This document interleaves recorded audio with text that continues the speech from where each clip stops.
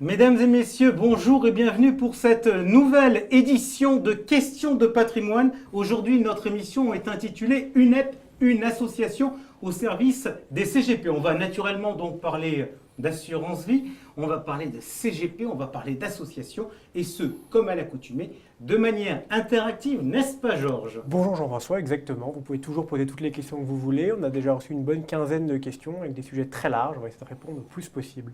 Bien, pour ce plateau, donc trois invités aujourd'hui. Alors, on a bien fait les choses, on a bien respecté les règles. D'un côté, l'association, de l'autre côté, un assureur, pas n'importe lequel, on le verra tout à l'heure. Du côté de l'association, on a donc le plaisir d'accueillir le président de l'UNEP, Christian Cacciotolo. Bonjour. Bonjour, bonsoir. Et le directeur du développement de l'UNEP, Patrick Lemaire. Bonsoir. Et du côté de l'assureur, on a le plaisir d'avoir Thibaut Peignet, le directeur général délégué d'Oradea Vie. Bonsoir. Voilà, on va donc, comme à l'accoutumée, essayer de creuser un certain nombre de sujets. D'abord, de reprendre un peu l'histoire de l'UNEP. Après, on s'interrogera à la vue des produits qui ont été créés et proposés par l'UNEP au fil des années, de constater un mouvement des fonds immobiliers vers les ETF. Et puis, on réfléchira aussi, parce que c'est l'une de vos attentes, de voir les services que propose l'UNEP au CGP. Tout de suite, on attaque. Jingle.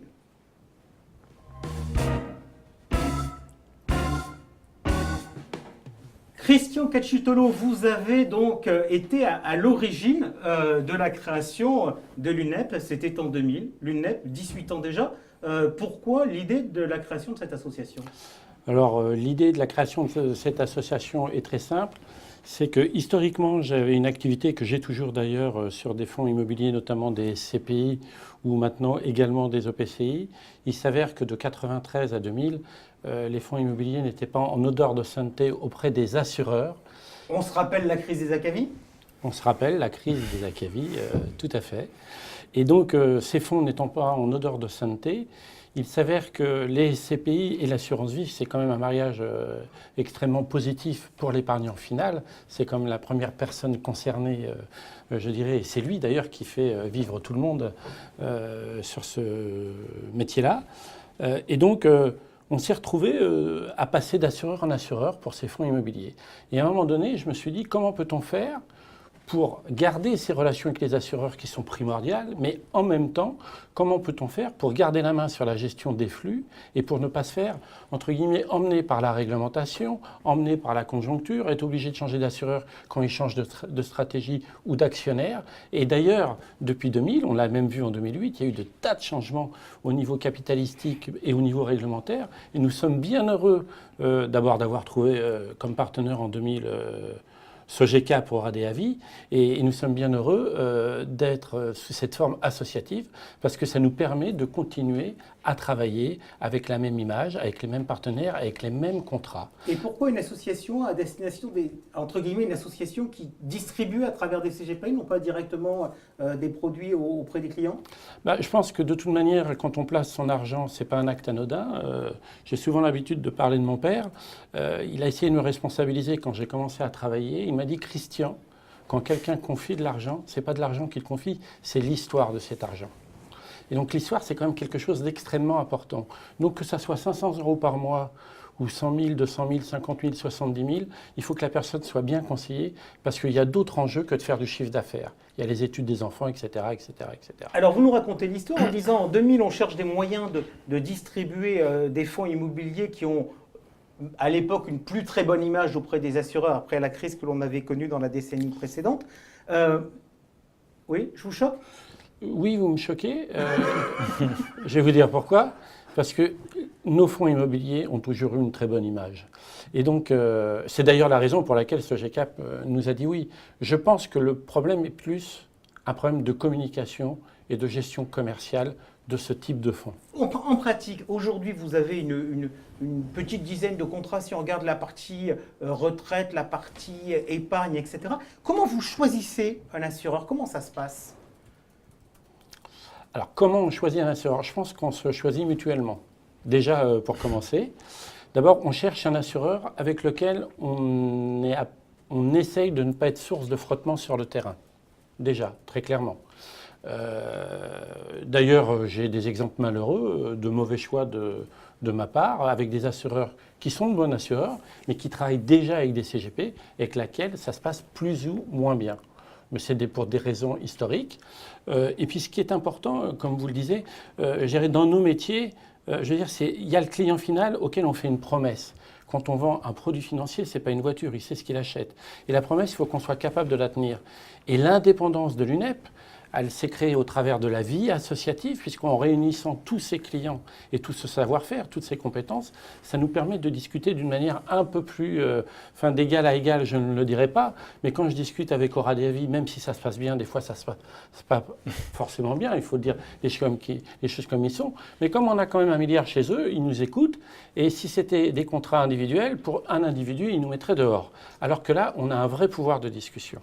Thibaut Peigné, vous bossez avec l'UNEP sur un certain nombre de produits, vous bossez aussi avec d'autres acteurs. Qu'est-ce qu'ils ont de particulier? Beaucoup de choses, beaucoup de choses. Alors, le premier point, c'est que ce qu'ils ont de particulier, c'est que déjà, c'est le premier partenaire historique de Sogecap en 2000, juste avant la création d'Oradea Vie. Et dès qu'on a créé Oradea Vie en 2001, fin 2000, début 2001, ça a été une première relation qui s'est matérialisée et qui dure aujourd'hui depuis 18 ans. Et pour moi, déjà, cette fidélité depuis 18 ans, tant de l'UNEP vis-à-vis de son assureur que de l'assureur vis-à-vis de l'UNEP, c'est quelque chose, je trouve, d'absolument remarquable. Et on entretient des relations de très grande proximité. Et on se dit tout à fait les choses avec Patrick et Christian au quotidien. Donc le premier point, c'est la fidélité. Le deuxième point, c'est une recherche en permanence de construire des produits et de faire évoluer les produits qu'on lance avec une vision de long terme. On ne fait pas un produit pour 6 mois, pour 1 an. Quand on rentre, quand on discute avec Christian et Patrick et ses équipes, c'est vraiment pour construire une histoire de long terme. Et c'est pour ça que les produits Oradea Vie pour l'UNEP, ils bossent avec d'autres assureurs et limite tant mieux, c'est bien d'être en architecture ouverte, on est un peu challengé. Et bien ces produits-là, on les fait innover, on fait des innovations depuis 18 ans. Vous bossez avec quels assureurs?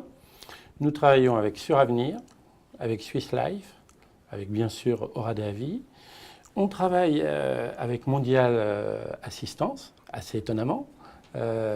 Et nous avons essayé de travailler avec Generali. Ok, donc si je regarde, vous venez de nous citer différents assureurs. Sur la partie assurance vue pure, il y a Oradea pas mal et un peu Suravenir. Un peu Suravenir et un peu plus même, et un peu plus aussi Swiss Life. D'accord. Et sur la partie retraite, c'est-à-dire sur le PERP et sur la partie Madelin? C'est Suravenir et Swiss Life. Ok. Niveau chiffre aujourd'hui, l'UNEP, ça pèse combien de collecte? De collecte, si on parle au global, assurance plus les autres fonds, on tourne aux alentours d'un peu plus de 400 millions d'euros par an. D'accord. Quand vous dites les autres fonds, ça veut dire Ça veut dire notamment de l'immobilier. Ok, donc vous continuez avec cette logique-là. Collectif. Si on refait un point, donc Collectif, c'est pas l'immobilier direct. Ok. Autrement dit, SCPI, SCI, OPCI. SCI, OPCI. Si on fait un point, donc au début de l'histoire, 2000, Sogecap, Oradea n'existe pas encore. Où on est Oradea aujourd'hui? Alors Oradea aujourd'hui est en pleine phase de développement. Depuis 3 ans, on va dire, le chiffre d'affaires a été multiplié par 3 et on ambitionne encore de le multiplier par 2 dans les 2-3 prochaines années. D'une façon assez simple, nous, notre positionnement, c'est un positionnement d'innovation vis-à-vis de plateformes, de groupements de CGPI, et c'est comme ça qu'on peut construire des innovations, et des innovations qui s'inscrivent dans la durée. Donc, on était à 130 millions de chiffre d'affaires il y a à peu près 3 ans sur le marché des CGPI plateformes. On a clarifié notre stratégie de l'innovation pour les groupements et les plateformes. On est aujourd'hui à 320 millions, on vise 400 millions à la fin de l'année et 700 millions d'euros de chiffre d'affaires sur ce segment-là, hors banque privée, gestion privée, à horizon dans 2 ans. Et en s'appuyant, je le redis, on n'a pas vocation à avoir un produit sur étagère qu'on essaye de distribuer le plus massivement possible. À chaque fois, on construit des produits qui répondent au business model spécifique de nos partenaires, aux attentes de leur CGP. Christian, on pourra en parler de Mondial Assistance et de notre offre majeure protégée.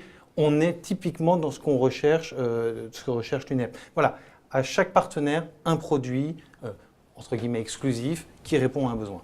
Question, on a des gens qui nous disent l'UNEP, vous faites quoi? Donc ça veut dire qu'il y a une méconnaissance de la part des CGP. Aujourd'hui, vous travaillez avec combien de CGP et combien sont véritablement actifs on nous demande avec aussi, vous? est-ce que vous travaillez que avec des CGP comme distributeurs ou est-ce que vous avez d'autres distributeurs? On travaille qu'avec des CGP. On en a à peu près 600 actifs à l'UNEP. Et sur la partie immobilière, on en a 800, Un peu plus de 800. un peu plus de 800. Ok, le début de l'histoire, 2000, lorsque vous créez un contrat, ce contrat il s'appelle comment? UNEP multisélection? Oui. Que de l'immobilier à l'époque? Ah non. Non, ils n'auraient jamais voulu. Non, il y avait de l'immobilier, il y avait un fonds en euros et il y avait toutes les autres classes d'actifs. Sauf qu'à cette époque-là, on était sur la place, on va dire, que deux, à avoir réellement des contrats avec de l'immobilier où derrière, il y avait la compétence qui permettait d'accompagner le CGP sur l'immobilier. Parce que l'immobilier, ça a toujours été, même dans les périodes de crise, un bon produit. Le seul souci, c'est comment l'aborder et avec qui et à quel moment. Et donc, du coup, ce qui justifie également l'avis des plateformes, je ne voudrais pas parler de concurrence, mais c'est même pas de la concurrence. Le seul autre à l'époque, c'était Norcia. Il faut dire ce qu'il est, et ça prouve bien que les plateformes d'assurance ou les associations, qui est une autre forme de plateforme, ont leur justification aujourd'hui dans ce monde qui se durcit dans les relations avec le réglementaire et aussi avec les institutionnels, ou je dirais avec la technologie tout simplement. Alors Thibaut Peignet, tout à l'heure, quelque part tendait une perche, donc je vais la prendre en nous disant qu'il y avait eu des innovations sur les majeurs protégés. Et que ça, c'était bien le témoignage du rôle d'une association. C'est quoi l'innovation? Qu'est-ce que vous avez fait? Eh bien écoutez, jusqu'à présent, les contrats pour les majeurs protégés, pour moi, c'était du marketing. Les produits étaient bons, on n'invente pas grand-chose en matière d'assurance. La réglementation est la même pour tout le monde. Sauf que, qu'est-ce qu'on fait de plus pour un majeur protégé? Donc on a réuni un certain nombre d'intervenants, les fédérations nationales de majeurs protégés, l'UDAV, la FNAT, etc. Et pendant 2 ans, alors on a fait des meetings, et en fait, on s'est rendu compte que le majeur protégé, il avait aussi des parents, il y avait aussi des aidants. Il plaçait son épargne, mais derrière, il avait besoin de services qui correspondaient vraiment à la situation dans laquelle il est trouvé. Et donc, on a été voir Mondial Assistance, et c'est là où Aura des Avis, je dirais, a vraiment joué le jeu. Et Mondial Assistance et Aura des Avis ont mis les tuyaux ensemble, et en gros, dans notre contrat, quand le majeur protégé est bénéficiaire ou alors souscripteur, eh ben, lui, les aidants, la famille bénéficie de toute une série de prestations qui vont de l'assistance jusqu'au coiffeur chez lui ou à sortir le chien, ou même on lui paye l'architecte si jamais, je dirais, son état se dégrade. Et donc en fait, et il y a même une plateforme juridique. Et là, si vous voulez, pour moi, là on voit vraiment la vie associative, c'est un contrat qui a du sens, qui va bien au-delà de l'habillage marketing d'un contrat. Parce que entre nous, le contrat d'assurance vie, c'est un contrat classique qui est de bonne facture, qui est bon, comme tous les bons contrats de la place, sauf qu'on a voulu y mettre du sens pour ces gens-là. Allez, dans cette partie, puisqu'il y a quelques questions qui sont là, déjà on va en prendre quelques-unes. Oui, vous avez répondu quasiment à toutes les questions, sauf une demande, est-ce que Oradea, vous travaillez parfois en direct avec les CGP ou toujours via des tiers? Alors, aujourd'hui, la stratégie, comme je vous l'expliquais, c'est de s'appuyer sur des plateformes de distribution, des groupements de CGPI et de construire des relations comme on l'a avec UNEP ou d'autres, des relations d'extrêmement grande proximité pour construire des histoires ensemble. Après, il y a le fruit de l'histoire. Oradea a travaillé avec un certain nombre de CGPI en direct qui sont là en stock. Il est hors de question de les mettre à la porte du jour au lendemain. Donc on les a là, on a encore des très bonnes relations avec un certain nombre d'entre eux. Mais la stratégie de développement, elle est bien vers des offres innovantes sur mesure, vers une digitalisation de plus en plus grande et pour nos partenaires, plateformes, groupements de CGPI, courtiers grossiers. Voilà, si vous voulez, on s'adresse à des grands comptes avec à chaque fois une histoire à raconter. Georges, une autre D'accord, question. oui, et pour l'UNEP, on me demande pourquoi est-ce que vous êtes une association et pas une société commerciale? Alors pour être plus précis, nous ne sommes pas qu'une association. L'association a son propre courtier qui s'appelle UNEP Diffusion Courtage, très clairement. Mais en fait, ce que l'on souhaite, c'est que toutes les personnes qui souscrivent des contrats soient membres de l'association, puisque ça leur permet à parler de tous d'une seule voix auprès des institutions et des institutionnels. Ce qui pour nous est beaucoup plus simple en termes de communication pour les CGP, en termes de dialogue avec les institutionnels, et en cas de conflit, on a beaucoup plus de poids qu'une personne individuellement va venir avec son contrat. Je dirais une personne qui a mis 50 € par mois, une personne qui a mis 1 million, permet de bénéficier de cette masse. Et le client final, il participe un peu à la vie associative? Bien sûr, notre AG, je vous y invite si vous voulez, a lieu le 14 juin, et il y participe. Ok. Premier produit, UNEP Multisélection. Dernière création que vous avez fait ensemble, c'était quoi? UNEP Sélection Tracker, donc un produit d'assurance vie qui a toutes les caractéristiques d'un contrat d'assurance vie, c'est-à-dire une gestion libre, une gestion retraite, des mandats profilés. Sauf qu'on a changé un peu l'essence comme une voiture, c'est la carrosserie elle-même, le moteur est le même, mais on a changé l'essence. Au lieu de mettre des OPC, on a mis des ETF en partenariat avec l'IXOR, et ça dans le cadre d'une vente intermédiaire. Donc on a un produit qui est 100% en ETF et qui a pour le coup tous les services propres à un contrat d'assurance vie. L'idée de ce contrat était d'aller chercher des nouveaux clients, des nouvelles cibles de clients. L'UNEP avait une position très immobilière et l'idée c'était aussi de reprendre une autre thématique dans le cadre de cette vente intermédiaire via les ETF ou trackers. Allez, et bien du coup, sans transition, ça nous amène à notre deuxième partie, jingle.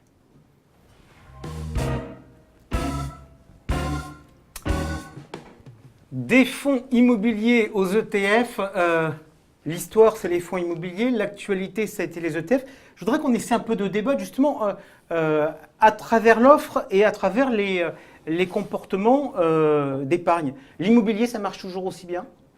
Ça a toujours très bien marché. Non, mais je suis sérieux. Ça a toujours très bien marché. La seule chose, c'est qu'il faut savoir être raisonnable, savoir être prudent et savoir mesurer ce qu'on veut faire. Et ce qui compte, c'est faire la promesse client. Depuis 10 ans, on dit l'immobilier marche bien. Mais ça veut rien. Enfin, excusez-moi, je veux dire, surtout quand je dis ça dans Non, mais la presse. n'hésitez pas, vous dites que c'est une question de journaliste. Non, c'est pas ce que je dis. Je dis oui, dans la presse, l'immobilier, ça va bien, ça va mal. Pour moi, ça ne veut rien dire. L'immobilier, c'est comme toute classe d'actifs, ça répond au marché de l'offre et de la demande. Et la France se désindustrialise depuis un certain nombre d'années. Et ben, l'immobilier industriel va très mal depuis 10 ans, alors que depuis 10 ans, on voit que l'immobilier ne cesse de monter, ou c'est ce qu'on lit, ou c'est ce qu'on raconte. L'immobilier, c'est quoi? C'est du résidentiel, c'est du tourisme, c'est du bureau.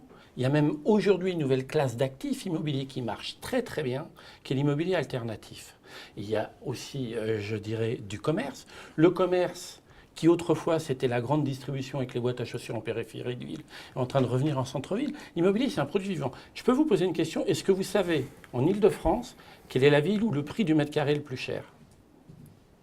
Non. Eh bien, ça va vous épater. C'est à Montreuil. Et c'est plus... C'est exactement ce que j'allais répondre. C'est à Montreuil. Non mais... Ce garçon dit une malhonnêteté sans nom. C'est à Montreuil. Et donc là, on voit qu'il y a des classes, je dirais, immobilières qui accompagnent les changements et les mutations de notre vie. Et pourquoi c'est... Enfin, je vous en prie, parce que je suis très bavard, mais on a un temps qui est limité. Je vais compléter, j'ai un petit point. Non, mais est-ce que malgré tout, quand même, on n'est pas en risque sur cette classe d'actifs? Alors, je suis d'accord avec vous. On est en risque si on n'est pas raisonnable. Et l'immobilier, il y en aura toujours. Il y aura toujours des bonnes et des mauvaises affaires, comme il y en a toujours eu quand ça allait mal et quand ça allait bien. La seule chose qui se passe, c'est qu'il faut être capable de maîtriser les flux. Et lorsqu'on achète de l'immobilier, quand il ne cesse de monter, parce que la demande est bien supérieure à l'offre, il faut être capable de dire non, j'arrête de collecter ou je diminue ma collecte. Oui. Il faut être capable de gérer les flux pour pas que ça n'altère ou que ça dégrade les produits déjà existants. Alors, nous, côté assureur, juste pour compléter... Parce que c'est vous qui portez le risque. Quand même, voilà. Juste pour compléter ce qu'on observe, et je pense que Christian et Patrick en sont d'accord, c'est que l'immobilier, bien sûr, c'est une poche de diversification, ça a été dit, mais on voit qu'avant, il n'y avait que les SCPI, et on voit aujourd'hui quand même que la production au sein des contrats d'assurance vie se déporte quand même grandement vers les SCI, donc vers les SCI de SCPI, et on voit arriver les OPCI depuis peu. Et donc aujourd'hui, on a bien toute une gamme de produits immobiliers, avec du plus pur, si on peut dire, au plus diversifié, qui est l'OPCI, avec la partie cotée et la partie, bien sûr, en dur. Et au milieu, la SCI, qui, moi, je trouve collecte de plus en plus. Sophie dit, on en a lancé une récemment, qui est commercialisée au sein de notre contrat UNEP Multisélection Plus. Et ça commence, voilà, on sent qu'il y a une appétence là-dessus. Mais on ne peut pas dire qu'ils portent le risque. Ils assurent le risque de liquidité. Mais je dirais nos relations avec les assureurs sur la partie fonds immobiliers font qu'on se limite à un taux d'emprise raisonnable. Si on le souhaitait, on pourrait collecter 2 fois plus en assurance vie. Mais on ne le souhaite pas. Donc on préfère moins collecter, mais ne pas se mettre en risque pour pas que l'assureur ait trop de droits de vote. Et aussi pour que le risque de l'illiquidité soit complètement dilué ailleurs. Pour être très concret, sur les 2 SCPI les plus connus, notamment Immorande, c'est 100 000 euros de mémoire, le ticket maximum qu'on peut investir. Et on pas ne dépasse plus de 50% pas. de la Et pas plus, voilà, 50%. Et voilà, il y a un certain nombre de critères qui sont mis en place pour justement assurer une bonne diversification. Est-ce qu'il n'y a pas une illusion aujourd'hui sur la performance des SCPI? Parce que très clairement, on distribue du loyer, mais aussi on distribue de la plus-value dans les taux qu'on donne. Alors on distribue du loyer et de la plus-value. Je suis d'accord complètement avec vous. Ce qu'on peut dire, on va rentrer un peu plus dans le moteur, hein, mais très rapidement, il y a deux choses. Tant que les loyers en euros ne diminuent pas, on ne peut pas dire qu'il y a une dégradation. Je m'explique. Quelqu'un qui a souscrit des parts de SCPI il y a 10 ans, la même SCPI souscrite aujourd'hui rapporte du 4,85. Il a une part immorante qui lui rapporte du 4,80. La même personne qui a souscrit l'immorante il y a 10 ans, aujourd'hui, il a du 7,5. C'est-à-dire que tant qu'on entretient de bonnes relations, c'est une SCPI distribution, de bonnes relations avec nos locataires et qu'on encaisse les loyers, mais les gens qui rentrent aujourd'hui achètent le marché d'aujourd'hui, sauf qu'ils mutualisent le risque et ils le solidifient avec ceux d'hier. Mais au global, effectivement, quand aujourd'hui on achète de l'immobilier, ça ne rapporte plus du 7 comme il y a 10 ans. Ok, pourquoi faire la diversification? Il y avait une diversification financière qui existait sur une app Multisélection Plus. La diversification financière sur un nouveau contrat, elle se fait sur des ETF. La gestion passive, c'est mieux que la gestion active? Pour vous deux. Alors, moi, Patrick, qui s'y connaît plus que moi en valeur mobilière. je compléterai, je t'en prie. Patrick. Non, mais c'est un grand débat de place, mais enfin bon, si on regarde les statistiques américaines plutôt, on voit qu'en gros 80% des gérants au niveau mondial font moins bien que leur indice de référence. Donc l'idée c'est de dire on est prêt à payer une gestion, encore faut-il qu'il y ait une valeur ajoutée du gérant. Alors ça c'est à mettre avec un bémol. En France on a quelques bonnes sociétés de gestion qui battent régulièrement le CAC 40 par exemple. En Europe on en a un peu moins, mais on en a quand même quelques-uns qui tirent bien leur épingle du jeu. Par contre dès qu'on arrive à l'échelon monde, les gérants qui battent le MSCI World, il y en a très très peu. Donc l'idée c'est de dire offrons un produit simple, au moins on est sûr de faire l'indice. Et puis le but du produit était également d'anticiper, on n'en a pas parlé au niveau réglementaire, une éventuelle suppression un jour des fameuses rétrocessions sur OPCVM. Thibaut, et puis je complète ma question. Je complète ma question en ça disant va être très parce que le rapide. problème est abordé. Là, te dire ça rapporte bien, donc on se dit c'est de l'intérêt client. Il y a quand même une problématique qui est effectivement une problématique de rémunération des Bien sûr. distributeurs. Mais juste pour revenir sur cette question, une bonne gestion, il y a de la SCPI, il y a un peu de structuré, il y a du fonds en euros, il y a de la gestion active bien entendu, et il y a aussi de la gestion passive. Je veux dire, le gérant du fonds en euros du groupe Sogecap, il a bien des fonds pour une petite partie et des ETF pour une petite partie. Je veux dire, c'est que d'être totalement binaire, je ne suis pas certain que ce soit la meilleure stratégie. Dans toute bonne allocation des clients, il peut y avoir un peu de tout. Il y a des clients qui sont plus enclins à aller faire l'indice CAC 40 ou autre, aller chercher une thématique très précise dans une zone géographique. Voilà. Georges, porte-parole des gens qui nous écoutent. Oui, on avait pas mal de questions sur votre offre ETF et entre autres, pourquoi vous les mettez que dans certains contrats et entre autres, question très précise, pourquoi la gestion pilotée ETF n'est pas disponible dans votre contrat traditionnel? On l'a posé plusieurs fois, donc je pense que c'est une question qui intéresse beaucoup les internautes. Alors, on sait, on a beaucoup échangé, on a testé, hein. Bien sûr. Il y a eu cette question de se dire, on a un véhicule qui est connu, un contrat historique, etc. Est-ce qu'on l'enrichit un petit peu plus ou est-ce qu'on s'appuie, on crée une nouvelle thématique comme il y a 18 ans, on a créé une nouvelle thématique. Après avoir testé le marché, avoir vraiment pesé le pour et le contre, on s'est décidé de partir vers cette thématique parce qu'on pense qu'à moyen terme, il y a une vraie réponse à une vraie attente des clients. Et je le rappelle, la multidétention de contrats d'assurance vie ne pose strictement aucun problème. Un client peut avoir les deux contrats. Est-ce qu'aujourd'hui c'est même recommandé avec la flat tax, c'est-à-dire de dire quand on est dans l'ancienne fiscalité, on garde son vieux contrat et si on fait de nouveaux versements, il vaut mieux offrir un nouveau contrat? Alors ça, on en a déjà parlé ensemble, mais c'est vraiment lié à la situation individuelle du client. C'est extrêmement dur sur ce sujet-là d'être formel, de dire il faut absolument faire ça. En tout cas, nous, bien entendu, en tant qu'assureur, aucune consigne là-dessus, ce n'est pas notre boulot de faire ça. Je pense que les situations se regardent une par une. Dans certains cas, il faut mieux en ouvrir un. Mais je veux dire, une bonne épargne financière, c'est d'avoir plusieurs contrats, peut-être plusieurs compagnies d'assurance. Je veux dire, c'est normal. L'UNEP travaille en architecture ouverte, c'est normal. À nous d'être les meilleurs pour être le plus souvent référencés. C'est ce qu'on fait depuis 18 ans et ça ne me choque pas d'avoir plusieurs contrats.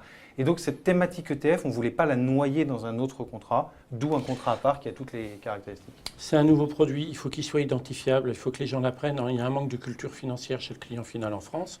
Il fallait qu'il soit capable d'identifier cette nouvelle classe d'actifs sans faire l'amalgame avec le reste. Et en plus de ça, c'est très clairement, je pense que la réglementation va pousser de plus en plus à la transparence. Il y a un mandat de gestion sur lequel il y a une capacité à avoir une valeur ajoutée et une rémunération pour le CGP. Et donc à partir de ce moment-là, je pense qu'il fallait qu'on l'identifie clairement et qu'on soit capable de pondérer le niveau de risque qu'on va chercher sur les ETF avec du fonds en euros. Par exemple, on nous a posé la question, pourquoi vous n'avez pas mis d'immobilier dans ce contrat? Je pense que les gens doivent identifier très clairement ce qu'ils achètent. En avance de phase, on peut dire qu'on est déjà en train de réfléchir à l'enrichir, ce contrat. C'est ce qu'on fait depuis 18 ans. Voilà, on se pose des questions de se dire comment est-ce qu'on peut créer des nouvelles gestions. On peut dire Allez. que c'est fait. L'heure tourne, C'est la on vient présence de donc l'assureur. L'heure tourne, on vient donc de parler de produits. Je vous propose d'attaquer notre dernière partie pour parler services. Jingle.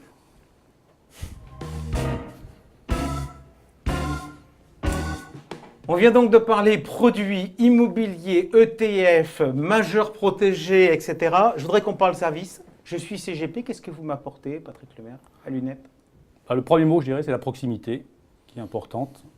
Alors quand je dis proximité, c'est une vraie proximité, c'est pas des 20 mots. C'est-à-dire qu'on a une équipe commerciale de 6 personnes, maillée sur tout le territoire, très important. Donc il est hors de question que le commercial de Bordeaux habite Paris. Il faut vraiment être imprégné de sa vie locale pour être efficace et être disponible et réactif. Donc nous, ce qu'on essaie, c'est d'avoir des équipes. Je pense qu'il y a un point un peu différenciant de notre équipe, c'est que non seulement on est une équipe de proximité, mais qui peut-être par rapport à d'autres concurrents continuent à se former régulièrement. Ils n'arrivent pas à Bac+5 ou école de commerce et s'arrêtent sur leur laurier. C'est-à-dire que nos équipes font sans arrêt des formations. Il y en a 2 là qui ont fini l'OREP. On fait des formations FI-droit régulièrement. Donc voilà, on essaie d'avoir une équipe professionnelle et réactive. Donc ça, c'est le premier point, c'est une disponibilité pour le CGP, une équipe très très réactive à ces questions. On ne peut pas ne pas parler technologie, niveau informatique, niveau Oui. back-office, etc. Il y a beaucoup de questions sur le digital, souscription dématérialisée, acte de gestion, souscription 100% en ligne. Enfin, je vous les passe, mais j'ai 7 ou 8 questions. Alors on y vient, ça je peux te passer la main, Thibaut, enfin on est en plein dedans. On est en plein dedans et déjà aujourd'hui, je laisserai Christian en parler, mais l'UNEP a un outil pour saisir de manière digitale les opérations et les souscriptions qui sont directement intégrées. Donc c'est tout le protocole de signature électronique est porté chez l'UNEP et l'UNEP nous envoie les documents signés, etc. Donc là on est en cours, on est en phase de déploiement en ce moment. Voilà. Mais très clairement, sur l'informatique et le digital, on s'est doté d'un outil de gestion identique à celui d'une compagnie d'assurance. Donc, d'ailleurs, plusieurs compagnies utilisent le même outil. On a eu 2 ans de développement par rapport à cet outil existant pour le rendre multi-compagnie ou multi-assureur. Et cet outil n'a pas qu'une vertu de digitalisation ou de gain de temps ou d'optimisation, je dirais, du travail de tout le monde. Il nous permet aussi de nous matcher avec les compagnies d'assurance. C'est-à-dire qu'on a contrôle. Là, vous parlez de service. Quand les contrats arrivent, on les contrôle avant. Ils partent à la compagnie le jour même, ils sont contrôlés en retour, mais les lignes se matchent. Et quand il y a une erreur, je veux dire, on n'est pas plus ou moins Il y a des défaillant. erreurs souvent chez les assureurs? Ça arrive, mais chez nous aussi, chez les CGP aussi et chez les clients aussi. Mais chez tout le monde. Et plus on multiplie les sources de contrôle, ce que je dois reconnaître quand même chez Aura Avis, on a fait le point ce matin, j'en parlais tout à l'heure, le back-office est quand même bon. Comment on fait? On voit bien qu'on a une offre qui part de l'immobilier, qui va de plus en plus vers le financier. Est-ce que j'ai des outils pour faciliter mon travail en termes d'allocation d'actifs? Alors justement, oui, donc j'ai parlé de l'appui commercial. Appui commercial, derrière, quand on va voir des CGP qui eux-mêmes ont leurs clients, il faut un outil. Et donc on a noué un partenariat avec Cantalis, ça doit faire 3 ans. Donc Cantalis, qui est un bel outil d'allocation d'actifs, bon, qui était très bien, sauf qu'à l'époque, ils n'avaient pas intégré l'immobilier dans leur outil. Et donc, on les a mis en cheville avec les équipes de l'IEIF. Ils ont pu intégrer la SCPI dans leur modèle.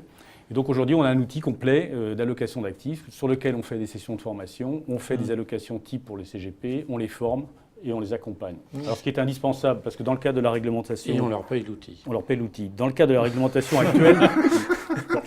dans le cadre de la... Mais il faut dire les choses. On leur offre l'outil, voilà.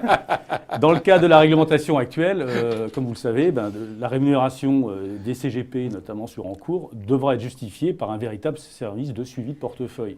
Ok, il nous reste 2 minutes, on va dire, donc 2 questions, 1 minute par question. Justement, pour compléter sur le réglementaire, c'est comment vous accompagnez les CGP sur le réglementaire, comment vous les aidez avec ces tâches qui nous disent sont un peu lourdes pour eux. Et deuxième question, un petit zoom sur votre service de newsletter. Alors, sur l'accompagnement réglementaire, c'est plus au niveau, au niveau middle office. On les accompagne, déjà on les forme un peu à la partie souscription des dossiers. Bon, il n'est pas question de faire sauter les lois qui existent. L'idée, c'est de les aider.